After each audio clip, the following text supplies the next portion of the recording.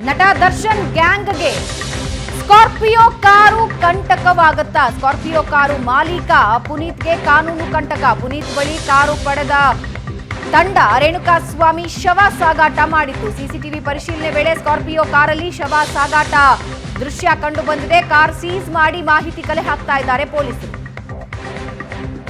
ಹಾಗಾದ್ರೆ ಯಾರೀತ ಪುನೀತ್? ದರ್ಶನ್ ಗ್ಯಾಂಗ್ಗೆ ಏನ್ ಸಂಬಂಧ? ಪುನೀತ್ ಹತ್ರ ಏನಂತ ಹೇಳಿ ಕಾರ್ ತೆಗೆದುಕೊಂಡು ಬಂದಿದ್ರು? ಸ್ಕಾರ್ಪಿಯೋ ಕಾರಿನ ಬಗ್ಗೆ ತನಿಖೆಗೆ ಮುಂದಾಗಿದ್ದಾರೆ ಪೊಲೀಸರು. ಪುನೀತ್ ಕರೆಸಿ ವಿಚಾರಣೆ ನಡೆಸ್ತಾರೆ ಪೊಲೀಸರು.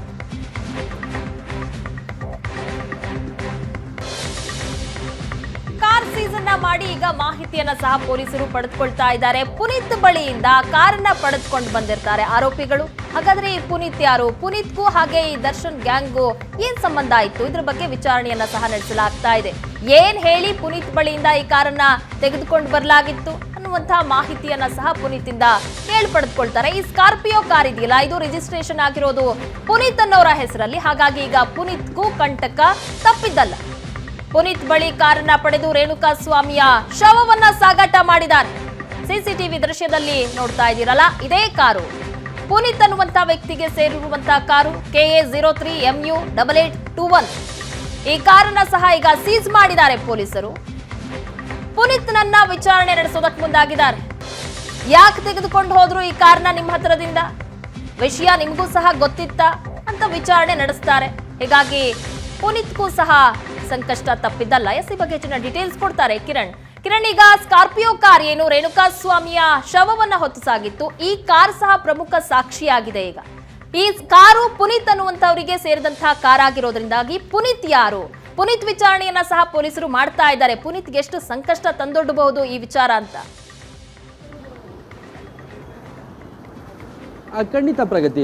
ಬೆಂಗಳೂರಿನ ಕಾಮಾಕ್ಷಿಪಾಳ್ಯ ಪೊಲೀಸ್ ಠಾಣಾ ವ್ಯಾಪ್ತಿಯಲ್ಲಿ ದಾಖಲಾಗಿರ್ತಕ್ಕಂಥ ಕೇಸ್ ಸಂಬಂಧ ಈಗ ಪುನೀತ್ ಅನ್ನುವರ ಕಾರನ್ನು ಪೊಲೀಸರು ಸೀಸ್ ಮಾಡಿದ್ದಾರೆ. ರೇಣುಕಾಸ್ವಾಮಿಯನ್ನ ಶವವನ್ನು ಸಾಗಿಸೋದಕ್ಕೆ ಈ ಕಾರನ್ನು ಬಳಸಲಾಗಿತ್ತು ಅಂತ ಹೇಳಲಾಗ್ತಾ ಇರ್ತಕ್ಕಂಥದ್ದು. ಹೀಗಾಗಿ ಆ ಕಾರನ್ನು ಸೀಸ್ ಮಾಡಿದ್ದಾರೆ. CCTVಯಲ್ಲೂ ಸಹ ಆ ಫುಟೇಜಲ್ಲಿ ಸಹ ಅದು ಕಾರು ಸೆರೆಯಾಗಿತ್ತು.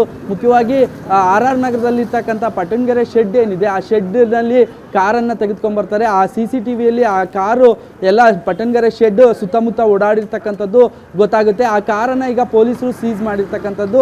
ಆ ಕಾರು KA ರಿಜಿಸ್ಟ್ರೇಷನ್ ಪುನೀತ್ ಎಂಬುವರ ಹೆಸರಿನಲ್ಲಿದೆ. KA03MU8821.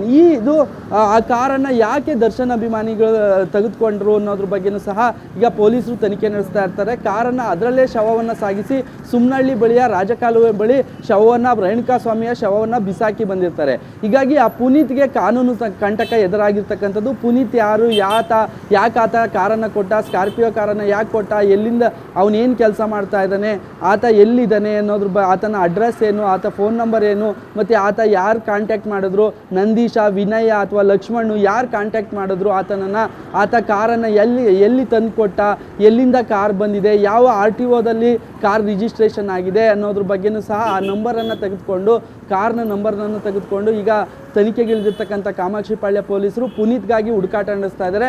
ಆ ಕಾರ್ ಮಾಲೀಕ ಪುನೀತ್ ಎಲ್ಲಿದ್ದಾನೆ ಅನ್ನೋದು ಸಹ ಈಗ ಈ ಸದ್ಯಕ್ಕೆ ತಿಳಿದು ಬಂದಿಲ್ಲ ಅಂತೇಳಿ ಅಧಿಕಾರಿಗಳು ಹೇಳ್ತಾ ಇದ್ದಾರೆ. ಆತ ಕೂಡ ತಲೆಮರೆಸ್ಕೊಂಡಿದ್ದಾನೆ ಅನ್ನೋ ಮಾತುಗಳು ಸಹ ಹೇಳ್ತಾ ಇರ್ತಕ್ಕಂಥದ್ದು. ಸದ್ಯ ಆ ಕಾರನ್ನು ಯಾಕೆ ಬಳಸಲಾಯಿತು, ಯಾರು ಕೊಟ್ಟರು ಅನ್ನೋದ್ರ ಬಗ್ಗೆನೂ ಸಹ ಸಂಪೂರ್ಣವಾಗಿ ತನಿಖೆ ನಡೆಸ್ತಾ ಇದ್ದಾರೆ. ಪುನೀತ್ ಯಾಕೆ ಆ ಕಾರನ್ನು ಏನಂತ ಹೇಳಿ ಪುನೀತಿಂದ ಕಾರನ್ನು ಇಸ್ಕೊಂಡು ಹೋದ್ರು ಅನ್ನೋದ್ರ ಬಗ್ಗೆನೂ ಸಹ ಪೊಲೀಸರು ಮಾಹಿತಿ ಕಲೆ ಹಾಕ್ತಾ ಇದ್ದಾರೆ. ಓಕೆ, ಥ್ಯಾಂಕ್ ಯು ಕಿರಣ್ ನಿಮ್ಮೆಲ್ಲ ಡೀಟೇಲ್ಸ್ಗಾಗಿ. ಇನ್ನು ರೇಣುಕಾಸ್ವಾಮಿ ಹತ್ಯೆ ಕೇಸ್ಗೆ ಸಂಬಂಧಪಟ್ಟಂತೆ 13 ಜನ ಆರೋಪಿಗಳನ್ನ ಬಂಧಿಸಿ ಈಗಾಗಲೇ ವಿಚಾರಣೆ ನಡೆಸ್ತಾ ಇದ್ದಾರೆ. ಆದ್ರೆ ಈ ಪ್ರಕರಣದಲ್ಲಿ ಬಾಕಿಯಾಗಿರೋದು 13 ಜನ ಮಾತ್ರ ಅಲ್ಲ, 17 ಜನ. ಹಾಗಾದ್ರೆ 4 ಜನ ಎಲ್ಲಿ ಹೋದ್ರು? ಇದ್ರ ಬಗ್ಗೆ ಸಹ ಪೊಲೀಸರು ಈಗ ತಲಾಶ್ ನಡೆಸ್ತಾ ಇದ್ದಾರೆ.